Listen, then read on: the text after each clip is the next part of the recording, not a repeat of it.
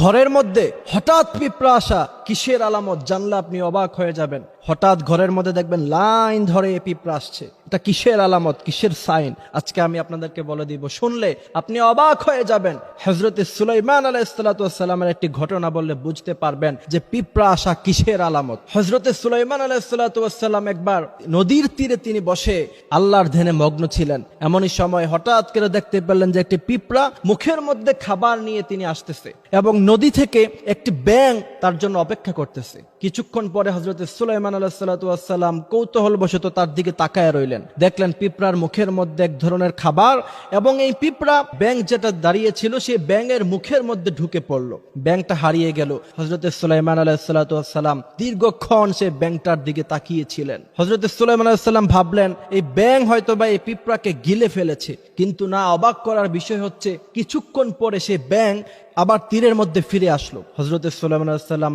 লক্ষ্য করে দেখলেন যে ব্যাঙের মুখ থেকে সেই পিঁপড়াটা আবার বের হয়ে এসেছে।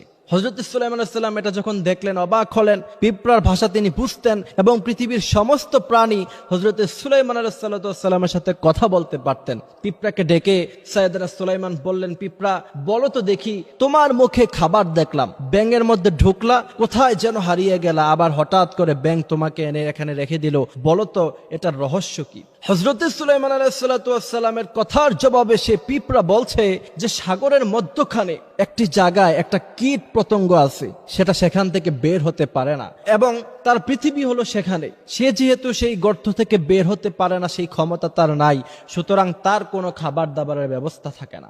এই কারণে আল্লাহ পাক আমাকে অর্ডার করেছে যে আমি যেন প্রতিদিন খাবারের ব্যবস্থা করে তার কাজ পর্যন্ত নিয়ে যাই এবং এই ব্যাংককে আল্লাহ পাক অর্ডার করেছে যাতে করে এই ব্যাংক আমাকে সেখানে যেতে সাহায্য করে। সুবহানাল্লাহ। হযরত সুলাইমান আলাইহিস সালাম এই ঘটনা শুনে তিনি অবাক হয়ে বললেন, আর কোনো কথা আছে কিনা বলো তো।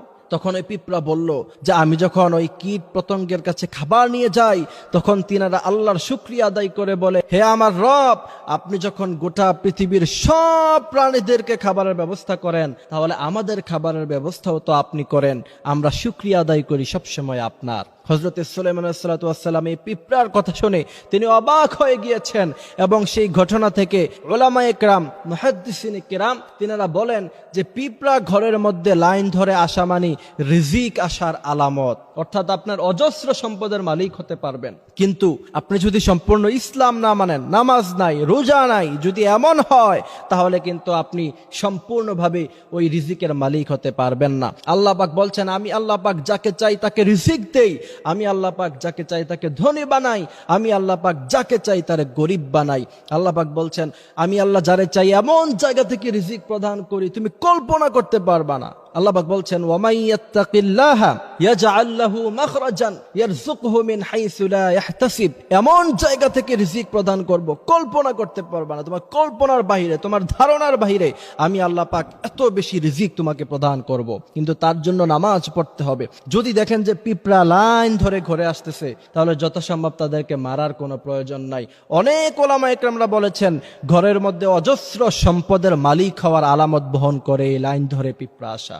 আল্লাহ পাক বলেন, সাইয়েদনা সুলাইমান যখন পিঁপড়ার ঘরের সামনে আসলো, একটি পিঁপড়া গোটা জাতির উদ্দেশ্যে ভাষণ দিয়ে বলল, হে সমস্ত পিঁপড়াবাসীরা, গর্তের মধ্যে ঢুকে যাও, যদি গর্তের মধ্যে না ঢুকো লা ইয়াহতিমান্নাকুম সুলাইমান ওয়া জুনুদুহু ওয়া হুম লা ইয়াশউরুন, ধ্বংস হয়ে যাবা।